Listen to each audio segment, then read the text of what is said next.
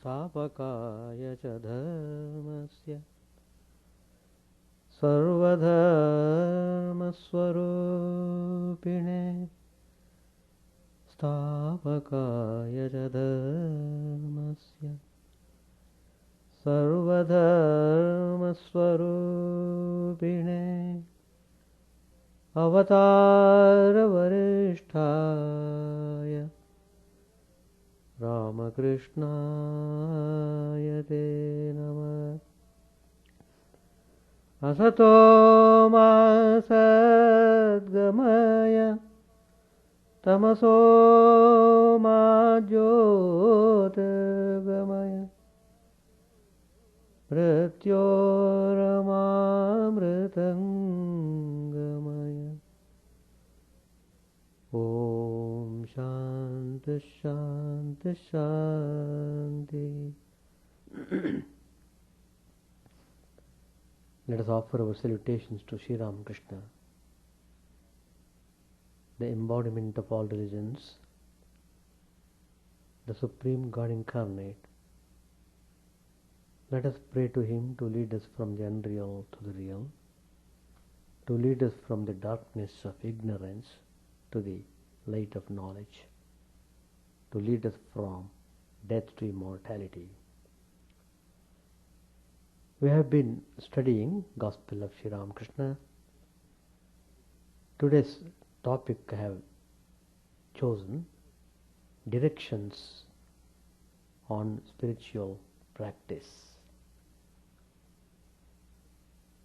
Everything must be very clear and definite in matters spiritual. If you want to have a good result, you must perform very well.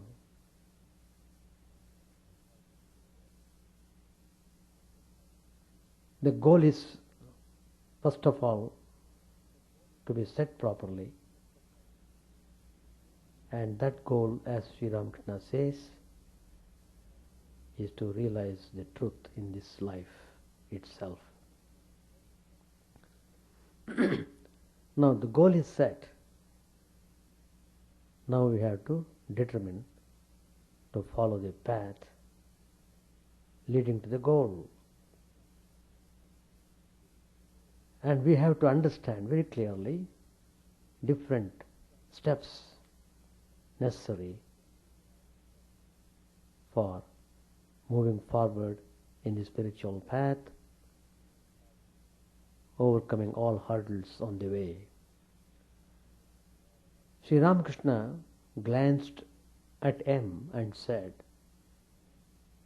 "One attains God when one feels yearning for Him.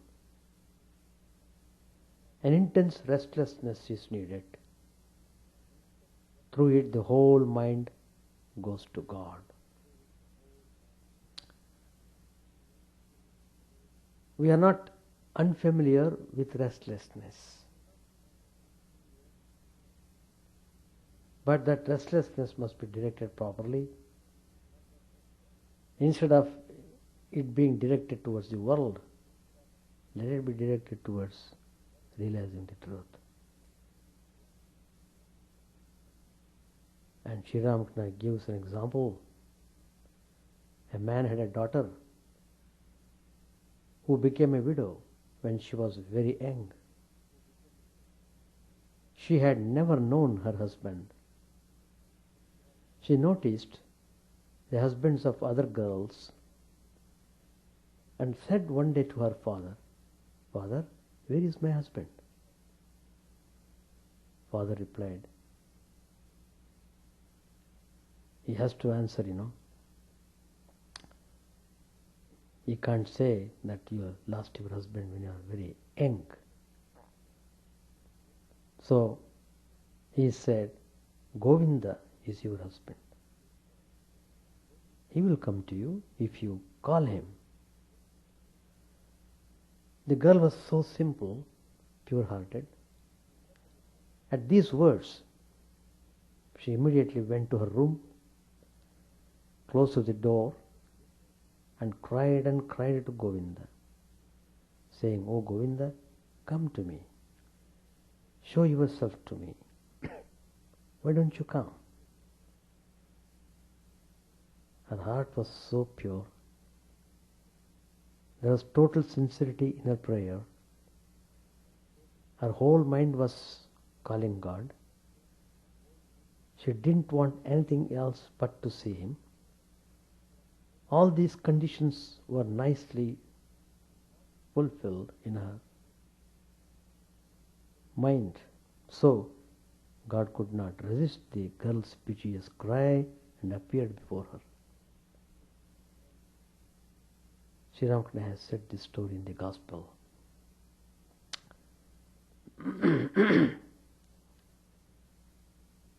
In fact, there's one more instance which I want to tell you, that I had been to Central Texas recently, attending Kubabshik.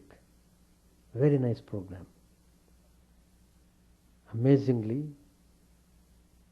they have got all the images ready, and the main temple deity is Lord Ganesha. Nowhere you can see such image of Ganesha done. It is something very unique. 3,300 pounds it weighs. And it was the image was done in the Mahabalipuram in South India, Madras. Very nicely done image. Excellent image. And it is called Omkar Ganapati.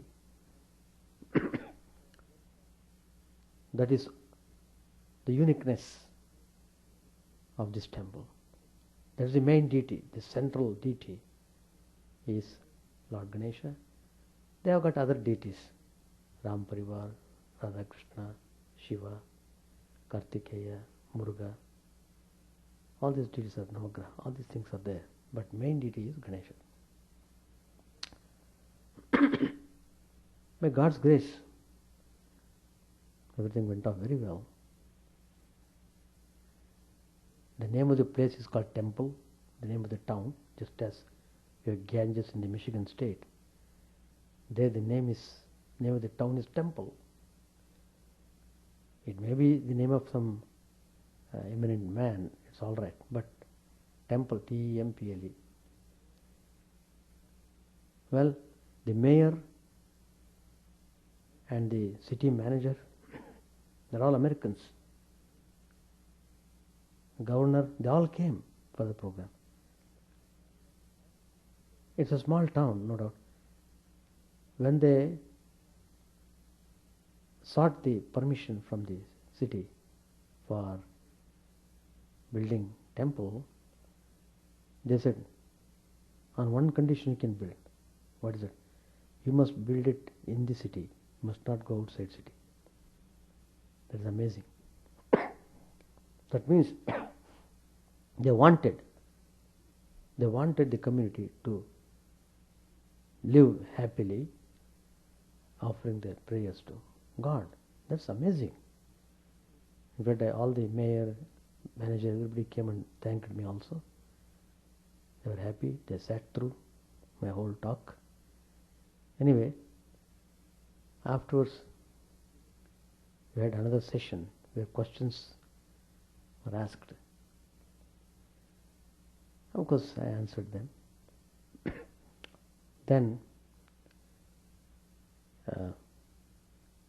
one couple came and he was telling, Swamiji,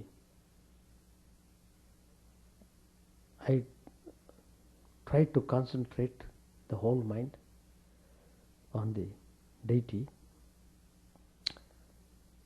and did it. The result is, I am feeling what is described in the scriptures, the 1,000-petaled lotus blooming at the brain center. I literally saw. And I was about to lose my consciousness. At that point I was frightened. What would happen to me? So I stopped. I didn't pursue. So what is to be done? Then I asked, who was your guru? He said his guru was in Nepal, and he said he asked him what to do, and the guru told him the same thing what I told him. I told him, for the time being you stop doing meditation, then you'll be able to attend to your duties in the world. But the point is, I told, look, if you want to realize the truth, that means you should want it wholeheartedly, 100%. Why should you be frightened? You're thinking of God. Let God takes care of it. Why should you have to worry? The moment you think that you have to do something and family is there, etc., that means you are not ready for the highest realization. So fear one has to conquer in the ultimate analysis. That means one should become really spiritually very strong, where there would be no trace of fear.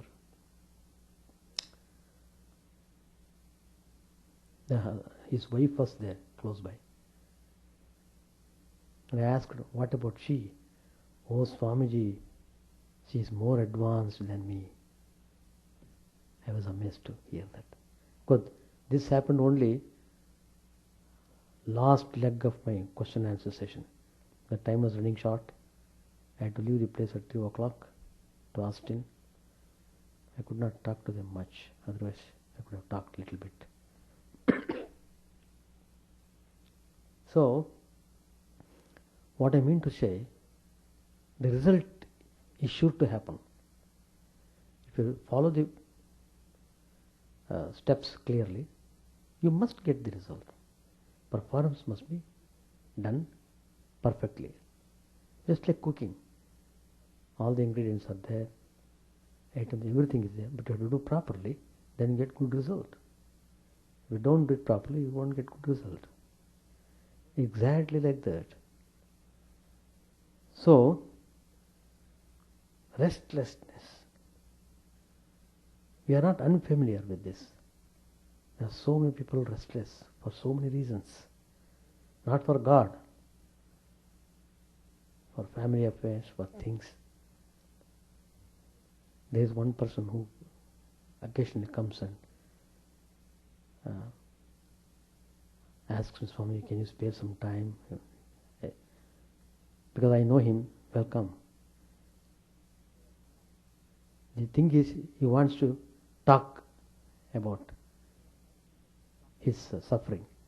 Just talking that way, he feels relieved of some kind of relaxation he feels. I know that, so I very good come. And he is undergoing a lot of suffering on account of the family problem in his home.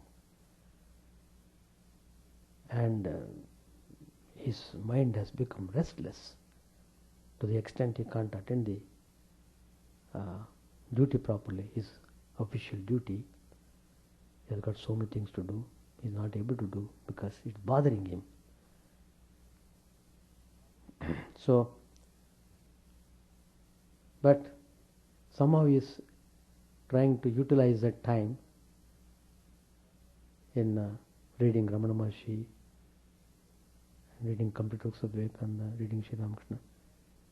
In that process he has read all the books, and that is helping him to an extent. Really it is helping him. But again and again the things come and bother him, because he has to live with the family and he knows the problem. He cannot rectify the problem. So the suffering is there. So I told him, there are not many options here, only 2 options. One option is you have to develop detachment. dwell upon more spiritual quality, and you deal with the person who is giving you suffering. You deal with him like a friend. Finished. That's one aspect. Otherwise, other option is you have to tolerate. You must bear with. That's all. Third option is there. That is cutting apart. What you call, what is very commonly known as divorce. But anyway, not many options. What else can be said? See, we enter into some kind of relationship, then we are in trouble. So, we create troubles ourselves. That's the point we should always remember. Troubles are not imposed upon us. It's not God has sent troubles to us. No. We create troubles on account of our own actions, done wittingly or unwittingly. Reactions do come. So,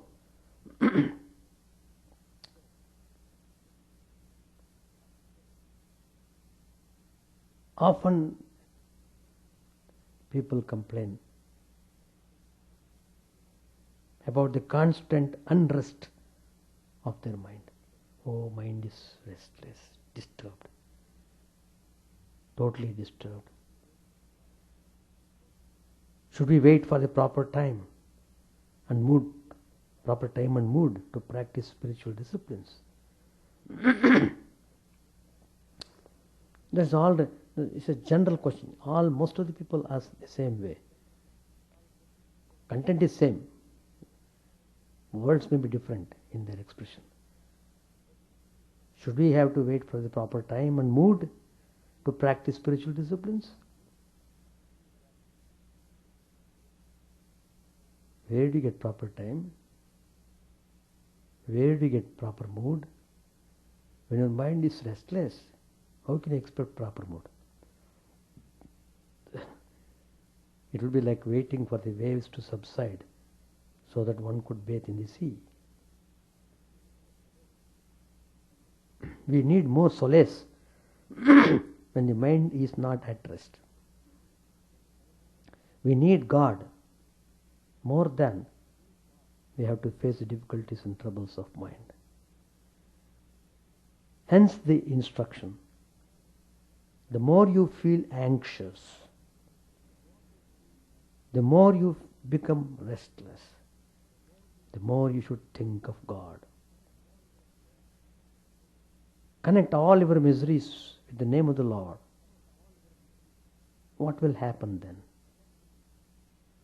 We would gain strength to bear our troubles.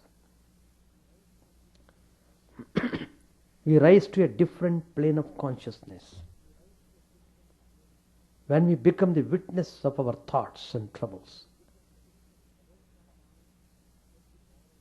Don't come down and get involved in the lower planes. That's the secret. Another secret is fill up all your spare moments with the name and thought of the Lord.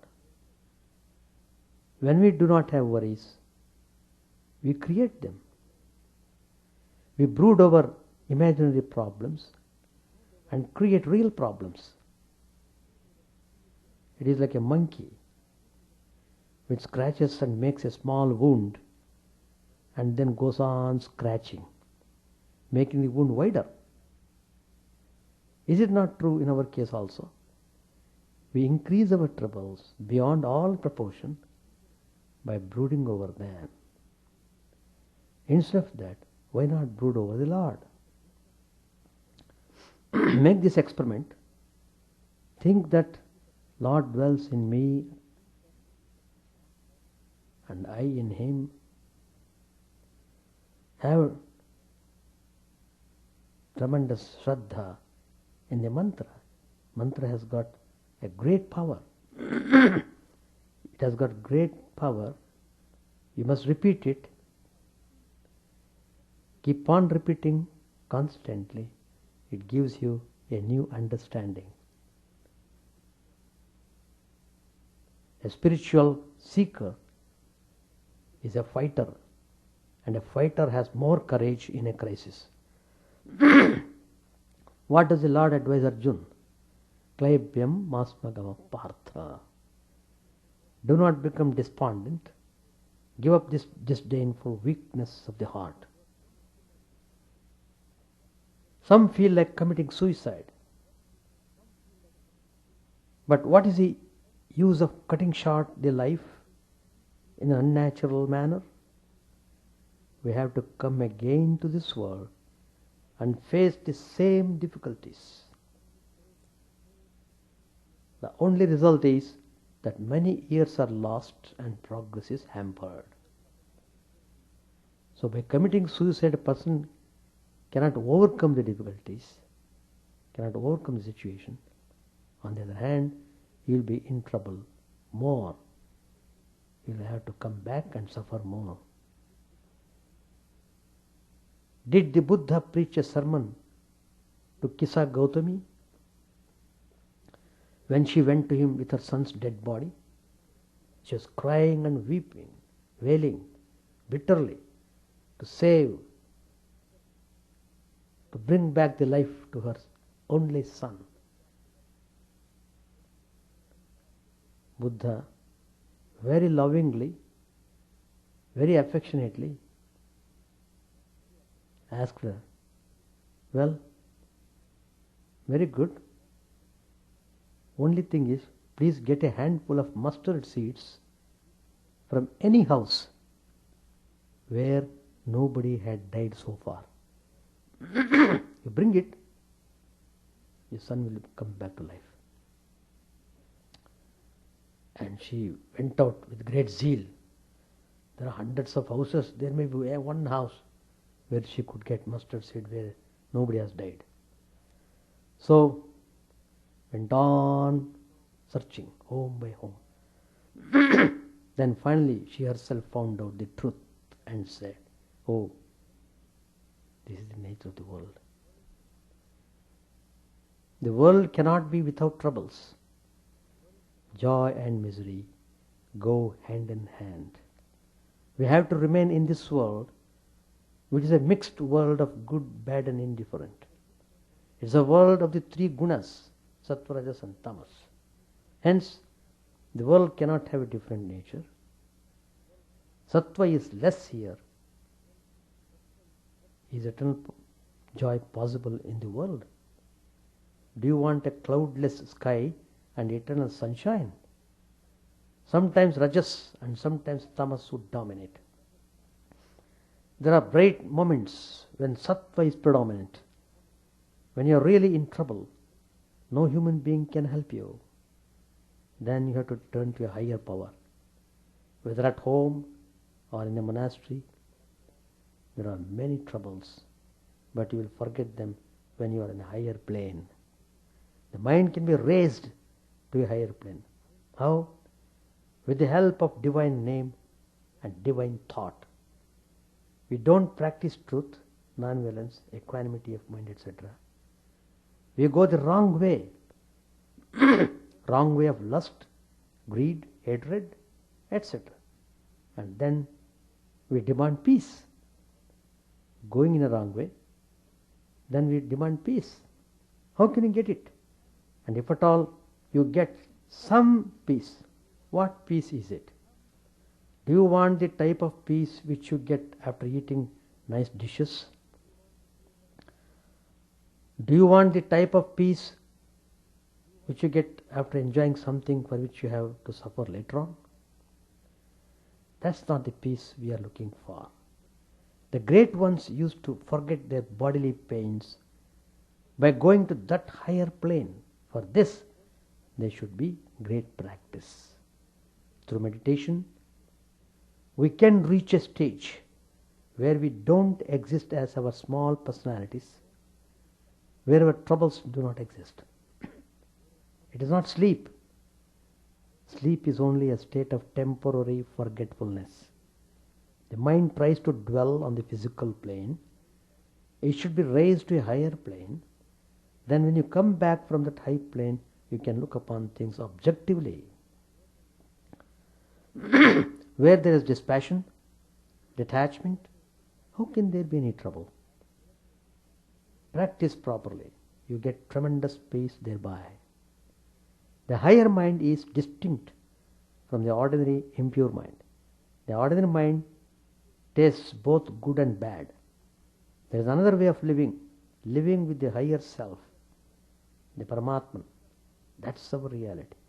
Giving up that, you identify yourself with the unreal and so suffer. We ourselves have created all these troubles. The wheel is moving and you are clinging to it. Let go of it. Yours is a hand that holds the rope that drags you, Swamiji says in Sannyasi, Sang of Sannyasi. Let go of it and you are free. Simple truth. A new way of thinking and living, that's the task. If we look back upon the troubles we had to face in the past, we really feel astounded and wonder how we could have faced them. But circumstances force us to face them boldly. There is the unused, untapped mind. We think that we are working with full concentration. But in reality, only a small portion of the mind is on the work at hand, and the rest of the mind goes wandering haphazard. This wasted energy should be conserved. As we go on, we find that we have greater capacities. This unusual potential is to be developed. The mind is a link between the spirit and body. It can go either way. Turn it towards God, towards the Atman in you. Swami Chidananda used to say, he used to repeat Sri Ramakrishna's saying, let the body take care of its pains, O my mind, remain in bliss always. So the mind can be detached from the body. Meditation will enable you to separate yourself from the body. Maintain a little of that experience throughout the day. You say solitude is necessary. That's one of the disciplines that is prescribed in a general way. The solitude that is wanted is mostly mental. Even in the midst of a crowd, you can be at peace if the mind is trained properly. If you go into solitude and brood upon your own thoughts, it will lead you to lunacy. Again, moving with nature is not the remedy. Animals move with nature. They do not tell lies, nor do they eat when not hungry. But human beings do all that. If one so wishes, one can be worse than an animal or greater than the gods. Live a life of discipline. A spiritual seeker is in a way psychologist. He studies his mind. By spiritual practice, morality will be established in us. Sometimes you get a glimpse of the reality, and that memory will ever remain. We will not be happy unless we get it again and again. The soul yearns for it, and repeated practice would make that peace a continuous living experience. There are two kinds of persons who are happy. Those who are engrossed in the world and those who are jnanis. But people who are neither here nor there, the aspirants, the sadhakas, they are unhappy because they are struggling, They have to be so for the time being. Otherwise, how can they hope to achieve the highest bliss? Some days, during spiritual practice, we get peace and joy. Why can we not maintain this all the time? We need constant practice for that. Maintain inner poise in the midst of work. You would have seen how people skate on the ice without falling. You would have read how Sri Ramakrishna went to the circus and observed a lady doing wonderful feats on horseback. He saw what practice can do. So in the midst of troubles, Maintain inner poise and inner balance, and be prepared not to lose it at any cost. Always maintain a clear concept of the Lord, the shining reality behind conflicting phenomena. All things exist because of it. It is by that we see everything. It is always shining. We say the sun is clouded over, but that's not correct. The sun is ever bright. It is our vision that is clouded. While traveling in the plane above the clouds, the sun is seen in all its glory, and one sees that the earth is covered with the clouds. When we land, we refuse to agree with anyone who says that the sun was clouded, because we saw the sun as it was. Similarly, discover the light in the midst of clouds. The mind must have proper understanding to get this vision. For this, regular spiritual practice is essential. There is a form of sadhana all of us can do. Study your mind at the end of the day. How much time did you spend in studies and duties, and how much on useless things? That introspection should be done. Somebody said something about me, and I go on thinking about it. This is what most of us find when we look into our minds at the end of the day. Try to be in a spiritual mood. Even if anything happens, you may not feel it through divine grace. We have taken the world to be more real than the eternal being. If someday we come to feel that the Supreme Being is more real than the world, then the whole view will be changed. The Lord is one who is ever the same. This understanding gives a new dimension to our lives. The whole trouble is the unreal has become the real to us, and vice versa.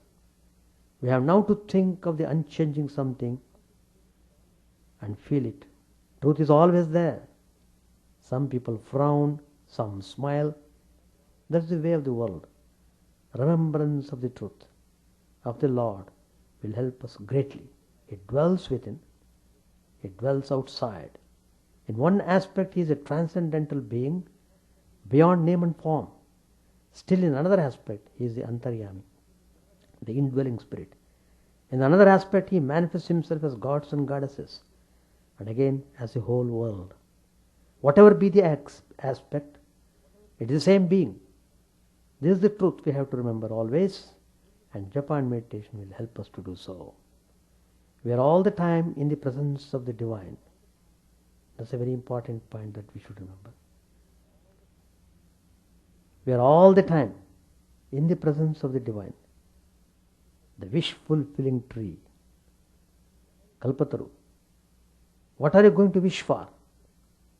Coming to this Kalpataru, wish for that which is the highest and permanent. Sri Ramakrishna narrates the story of a man who wished for all kinds of things and at last was eaten up by a tiger. That story is there in the parable, in the Sri Ramakrishna, in the Gospel.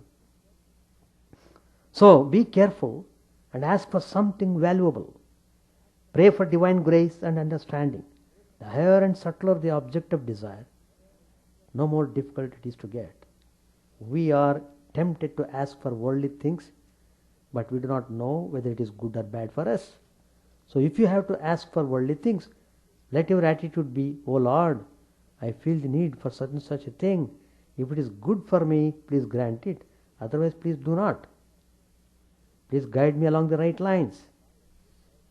It is like the lawyer who, after pleading his case, leaves everything to the judge's decision. The judge will decide.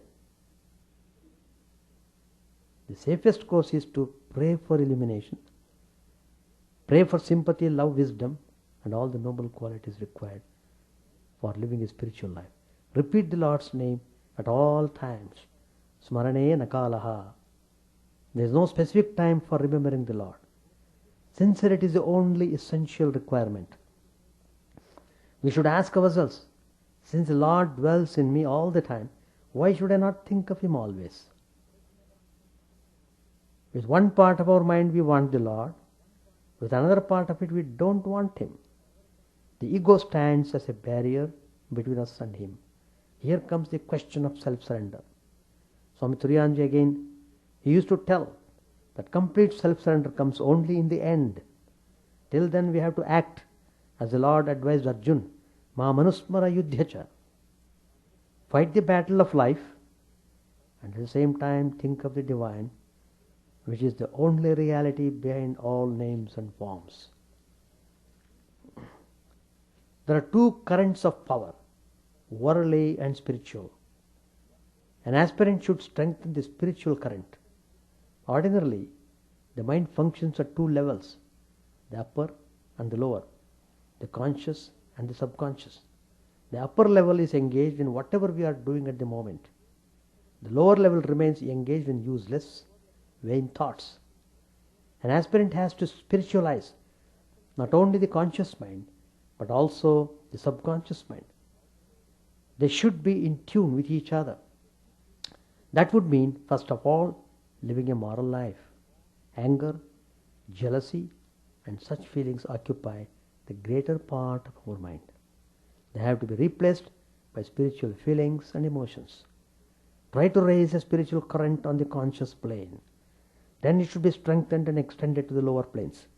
To the extent we try to develop noble virtues like satya, ahimsa, etc., to that extent the mind becomes clear and free from all bondages such as fear, doubt, and hatred. By cleaning the subconscious mind of these impurities, we rise above pettiness. Observe your mind always. Beware of the vrittis, the thought waves that you are raising throughout the day. The same thoughts will come up during our meditation. Hence be ever careful not to strengthen the ego and the related thought waves. Work with the idea of self-surrender. Swami Chidananda would always repeat Bhagavat Charanam, meaning that he was surrendering himself to the Lord who alone was real. Self-control and elimination of certain unhealthy thoughts are essential, but they don't go easily. They have very deep roots in the subconscious mind. Concentrated japa and deep meditation will eliminate them. The soul becomes tired of playing with the toys of this world. It yearns to go back to the Lord, the Atman, its source. In sleep it does not go there. In sleep it does go there, but it does not know the fact. The effort in spiritual life is to rest consciously in the mother's lap. Pray to Him when you are in difficulties. Open yourself to Him and pray sincerely. O Lord, have mercy. You have been graciously saving many people. Why not me also? Pray for purity for yourself and pray for His mercy for others too. Be broad-minded. As souls, you are all parts of the Infinite Spirit. It is the ego which hides this truth and creates differences. The more you deny the ego, the more light you get. From the point of view of the Atman, we are all pure. The same power is working in all of us. Impurity is from the ego, mind and body. Always think of yourself as pure. Approach the infinite from two positions, as a jiva and as Atman. I am a soul. I have forgotten my real nature and have become identified with the body and mind and things of the world.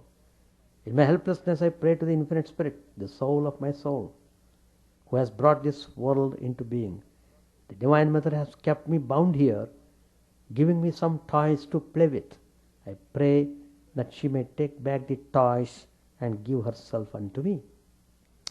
The other way is to ever remember that you are this Atman, Tad Brahma Nishkalamaham Nacha Bhutanusangraha. I am the pure undivided spirit, not an aggregate of elements. Pray to the Divine, I am of the same nature as you, Mother. Enable me to remember this. Complete self-surrender is a very difficult discipline. One should practice it like a kitten which depends solely on its mother. It requires great purity of mind. Pray sincerely, speak to Him with an open heart, and pray with a pure mind. Sri Ramakrishna says, attachment to God, or in other words, love for Him, And secondly, prayer. A Brahmo devotee asks a question, Sir, which one is the way, love or prayer? Master said, first love and then prayer. Then the master sang, cry to your mother Shyama with a real cry, O mind, and how can she hold herself from you? How can Shyama stay away? Continuing, the master said, and one must always chant the name and glories of God and pray to him. An old metal pot must be scrubbed every day. What's the use of cleaning it only once? Further, one must practice discrimination and renunciation. One must be conscious of the unreality of the world. So these are the directions which we should follow in our spiritual practices. Then surely we will reach the goal in this life itself. Page 808, Sri Ramakrishna was dancing, drunk with divine love, and he sang again and again, O Mother, eternal consort of Brahman. After dancing a long time, Sri Ramakrishna resumed his seat. He was very much pleased to see Narendra in a spiritual mood, singing with tears in his eyes. It was about 9 o'clock in the evening. The devotees still sat around the master. Vaishnav Charan sang about Gauranga. The beautiful Gauranga, the youthful dancer, fair as molten gold. Next he sang about Sri Krishna. Krishna had left his pastoral life in Vrindavan and become the king of Mathura. A gopi met him there and said, O Hari, how shall we know you now? In Mathura's royal splendor, you have forgotten us. Now in your kingly robes, you ride an elephant. Have you utterly forgotten how in Vrindavan you tended cows? O Hari, have you forgotten how you would steal the butter from Braja's innocent gopi maids? About 11 o'clock, the devotees saluted the master and were departing one by one. Sri Ramakrishna said, you may all go, pointing to Narendra and the younger Naren. It will be enough if these two stay. To Girish he said, will you eat your supper at home? You may stay a few minutes if you want to. You want a smoke? But Balram's servant is just like his master. Ask him for a smoke. He won't give it. I'll laugh. But don't go away without having your smoke. Girish had brought with him a bespectacled friend. The latter observed all these things and left the place. Sri Ramakrishna said to Girish, I say this to you and to everyone. Please do not force anybody to come here. Nothing happens except at the right time. Before leaving, a devotee saluted the master. He had a young boy with him. Sri Ramakrishna said to him affectionately, it is getting late and you have this boy with you. Narendra, the younger Naren, and a few other devotees stayed a while and then took their leave. It was 4 o'clock in the morning. Sri Ramakrishna was in bed in the small room next to the drawing room. M was sitting on a bench on the outer veranda to the south of the room. A few minutes later, Sri Ramakrishna came out to the veranda.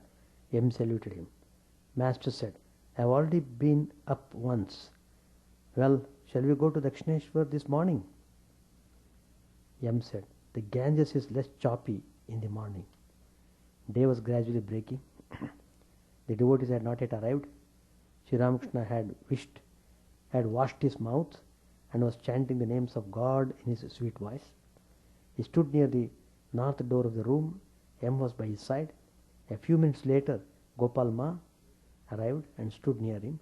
One or two women devotees were looking at the master from behind the doors of the inner apartments. They were like the gopis of Vrindavan looking at Sri Krishna, or the women devotees of Nadia looking at Gauranga from behind the screen. After chanting the name of Rama, Sri Ramakrishna chanted the name of Krishna, Krishna, Krishna, Krishna of the gopis. Gopal, Gopal, Krishna. The life of the cowherd boys of Vrindavan, Krishna. The son of Nanda, Govinda, Govinda. Like the Sri Ramakrishna used to chant. Next he chanted the name of Gauranga. Then he repeated Alek Niranjan, which is the name of God, saying Niranjana, he wept. Saying Niranjana, he wept. The devotees wept too. With tears in his eyes, the master said, "O Niranjan, O my child, come, eat this, take this. When shall I make my life blessed by feeding you? You have assumed this human form for my sake." He prayed to Jagannath in a very touching voice. "O Jagannath, Lord of the universe, O friend of the world, O friend of the poor, I am not, O Lord, outside thy universe. Be gracious to me." While he sang in praise of Jagannath, he was beside himself with divine love. Now he chanted the name of Narayan. He danced and sang, "O Narayan, O Narayan, Narayan, Narayan." Chant the name of the Lord and His glory unceasingly, that the mirror of the heart may be wiped clean and quench that mighty forest fire, worldly lust raging furiously within. Own name streamed down in moonlight on the lotus heart, opening its cup to knowledge of thyself. O self, drowned deep in the waves of His bliss, tasting His nectar at every step, bathing in His name that bought my very souls. Various are thy names, O Lord, in each and every name thy power resides. No times are set, no rites are needful for chanting of thy name. So vast is thy mercy, how huge then is my wretchedness, who find in this empty life and heart no devotion to thy name. O my mind, be humbler than a blade of grass. Be patient and forbearing like a tree.